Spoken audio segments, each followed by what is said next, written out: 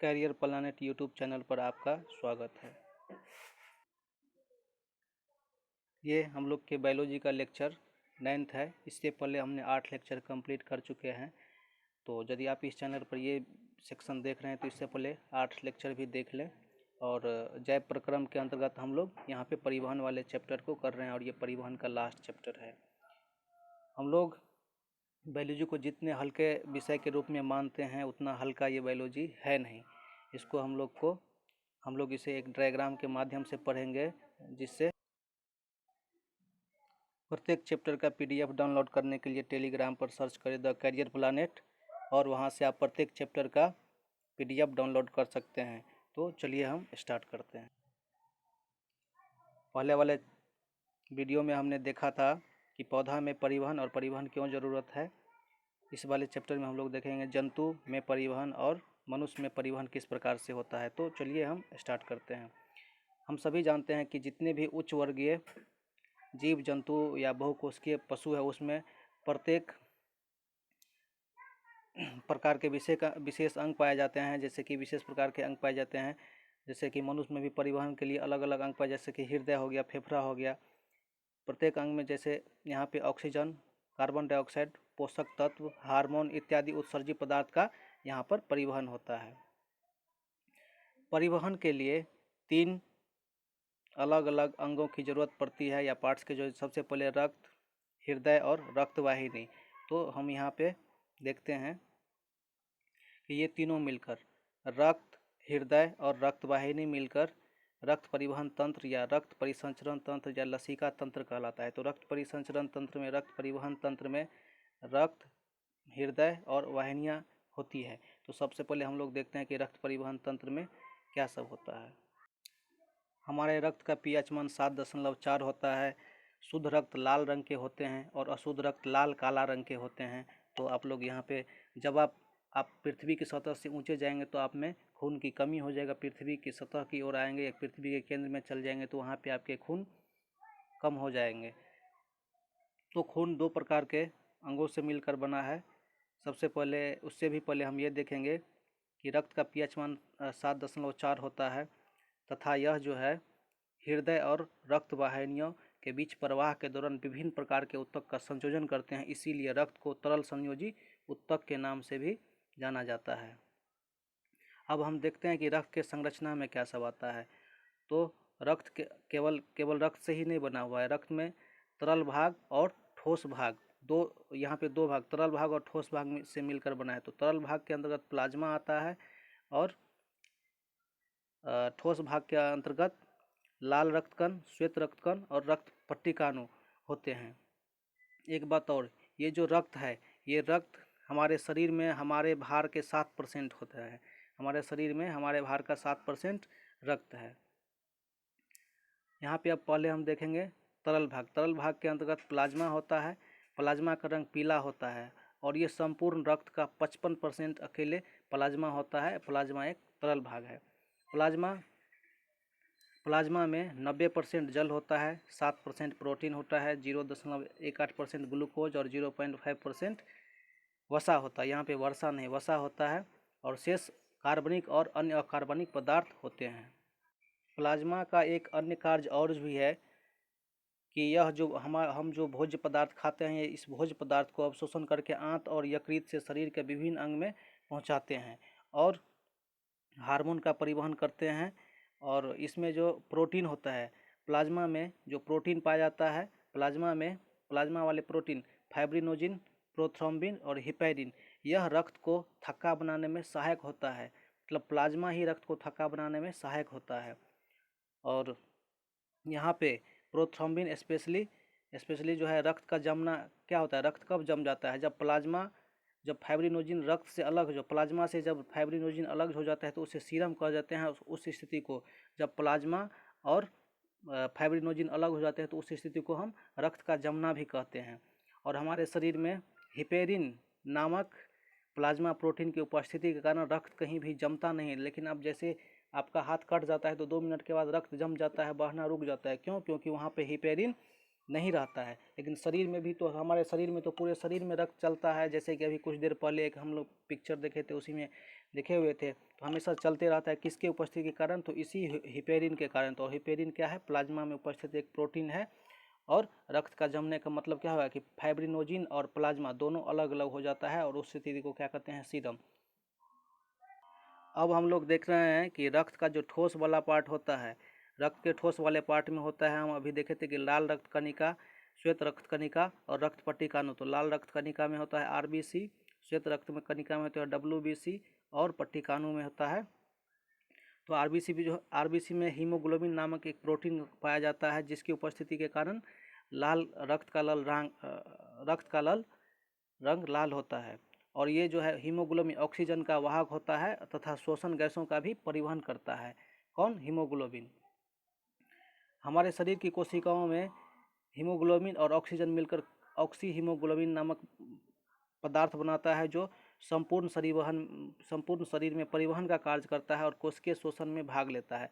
आपको शायद ये बात पता होना चाहिए कि आप तो सांस लेते हैं नाक से, लेकिन आपके प्रत्येक उंगली, हाथ की उंगली, पैर की उंगली में भी ऑक्सीजन है, जो इसी कार्बो ऑक्सी हीमोग्लोबिन के थ्रू प्रत्येक कोशिका तक पहुंचता है।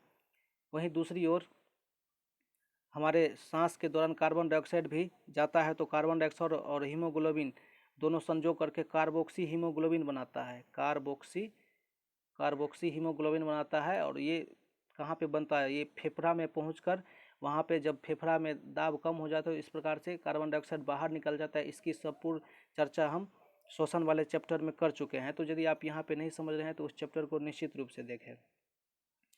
मनुष्य तथा जितने भी स्तनधारी है उसके आरबीसी में लाल रक्त कणिका में केंद्रक नहीं पाए जाते, लेकिन इसके दो अपवाद भी है, एक्सेप्शन भी है। ऊंट और लीमा, ये दो ऐसे स्तनधारी जानवर हैं जिसके आरबीसी में केंद्रक पाए जाते हैं, न्यूक्लियस पाए जाते हैं। याद रखना है, ये ऑब्जेक्टिव में पूछ सकता है। आरबीसी की संख्या डब्ल्यूबीसी की संख्या से अधिक होता है। जब आप ब्लड बैंक में जाएंगे तो एक बात और याद रखना है कि ब्लड बैंक में ब्लड को जो है 40 डिग्री सेल्सियस के ताप पर रखा जाता है। और रक्त की संख्या, आरबीसी की संख्या हीमोसाइटोमीटर नाम के यंत्र से मापा जाता है। हीमोसाइटोमीटर नामक यंत्र से आरबीसी की संख्या मापा जाता है।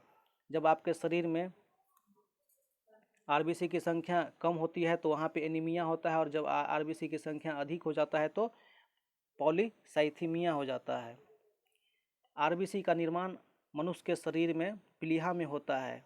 किसमें, प्लीहा में। मनुष्य के शरीर में प्लीहा में होता है, लेकिन जब मनुष्य भ्रूणावस्था में होता है तो अब आरबीसी का निर्माण यकृत, लीवर और प्लीहा दोनों जगह पे होता है।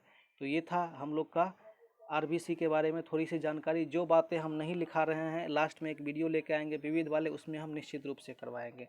अब आते हैं डब्ल्यूसी के बारे में। डब्ल्यूसी एक निश्चित आकार वाले केंद्रक वाले रक्त विमाणु है। इसमें वर्णक नहीं पाया जाता, जैसे कि आरबीसी में हीमोग्लोबिन पाया जाता था, उसी प्रकार इसमें कोई वर्णक नहीं पाए जाते हैं। इसका कोई रंग नहीं है, ये रंगहीन है। आरबीसी की संख्या से कम होता है और इससे प्रतिरक्षा तंत्र मजबूत होते हैं। जब हमारे शरीर में कोई बीमारी जगह बनाती है तो बीमारी से आरबीसी, श्वेत रक्तकण ही जो है लड़ते हैं। और श्वेत रक्तकण भी कहाँ बनते हैं, प्लीहा में बनते हैं। आपको बता दें कि आरबीसी का जो जीवन काल होता है, आरबीसी का जीवन काल 120 दिन होता है। डब्ल्यूबीसी का जीवन काल 1 से 5 दिन होती है। रक्त पट्टिकाणु में एक प्रोटीन पाया जाता है, थ्रोम्बोसाइट क्या करता है कि रक्त की थक्का बनाने में सहायक होता है। कंफ्यूज नहीं करना है, वहाँ पे रक्त जम रहा था उसको, और यहाँ पे रक्त का थक्का बन रहा है, दोनों अलग अलग चीज़ है। अब हम आते हैं मेन पॉइंट पे। सबसे पहले हम मनुष्य के हृदय के बारे में चर्चा करते हैं। मनुष्य का जो हृदय है ये एक प्रकार का पंप है, जो रक्त पर दबाव डालकर रक्त को संपूर्ण शरीर में पहुंचाता है। और संपूर्ण शरीर में इसीलिए पहुंचाता है कि शरीर के सभी भागों में ऑक्सीजन की ज़रूरत है। ऑक्सीजन का परिवहन के लिए ही शरीर के संपूर्ण जगहों पे पहुंचता है और रक्त पूरे संचरण करता है। और हृदय पर एक पेरिटोनियम नाम का आवरण होता है, झिल्ली होता है, जिसको हृदय आवरण कहते हैं। मनुष्य तथा जितने भी स्तनधारी हैं सबका जो हृदय 4 भाग में बटा हुआ है। मछली का हृदय 2 भाग में बटा हुआ है, मेढक या एम्फीबिया ऐसे कहते हैं, जो जल पे भी रहता है और स्थल पे भी रहता है, उसको हम एम्फीबिया कहते हैं। उसका हृदय 3 पार्ट में बटा रहता है। और पक्षी और स्तनी का हृदय 4 पार्ट में बटा रहता है। शरीर के सभी भागों से अशुद्ध रक्त, हमारे शरीर के सभी भागों से जितने भी अशुद्ध रक्त कहने का मतलब हो गया कि वैसा रक्त जिसमें कार्बन डाइऑक्साइड मिला हुआ हो, ऑक्सीजन उसमें मिला हुआ नहीं हो, ऑक्सीजन नहीं हो, उस रक्त को अशुद्ध रक्त कहते हैं। सबसे पहले कहाँ आता है? दायां अलिंद में आता है। दायां अलिंद से फुफ्फुस शिरा के द्वारा फेफड़ा से शुद्ध होते हुए बायां अलिंद में जाता है। इस प्रकार संपूर्ण शरीर में जो है शुद्ध रक्त फैलता है। तो इसकी प्रक्रिया क्या है, इसको हम फिगर तथा अन्य माध्यम से देखने की कोशिश कर रहे हैं। शरीर के अन्य भाग से अशुद्ध रक्त ग्रहण करके शुद्धि हेतु सबसे पहले फेफड़ा में भेजा जाता है। कहाँ पे? फेफड़ा में रक्त का शुद्धिकरण होता है, अर्थात रक्त में जो कार्बन डाइऑक्साइड घुला होता है, कार्बन डाइऑक्साइड को बाहर कर दिया जाता है और फिर ऑक्सीजन जो बचता है उसको संपूर्ण शरीर में जो है भेजा जाता है। वही बात यहाँ पे बताया जा रहा है कि अन्य भाग से अशुद्ध रक्त ग्रहण करके शुद्धि हेतु फेफड़ा में भेजा जाता है। फेफड़ा से रक्त को शुद्ध करके शरीर के विभिन्न भागों में संकुचन और शीतलन माध्यम से परिसंचरण किया जाता है। अब यहाँ पे एक बात आता है, एस के नोड नहीं है, यहाँ पे एस ए नोड याद रखना है। एस ए नोड, नोड इसी को क्या बोलते हैं इंग्लिश में? Pacemaker. ये क्या चीज़ है, ध्यान रखना है। ये आपके हार्ट में पाया जाता है। एस ए नोड बोलिए या पेस मेकर बोलिए। ये होता क्या है? ये दाएं अलिंद की दीवार पर पाया जाता है। दाएं अलिंद की दीवार पर होता है। इस पर एक ये जो ऐसे नोड है इसमें एक मंद विद्युत धारा, मतलब अर्थात बहुत ही कम विद्युत धारा उत्पन्न होते रहता है। और इस विद्युत धारा का काम क्या है? यहाँ पे ऐसा नहीं है कि कोई जनरेटर फिट कर दिया गया है। खुद ब खुद हमारे शरीर में विद्युत धारा उत्पन्न होता है और उसका उत्पादन का काम क्या है?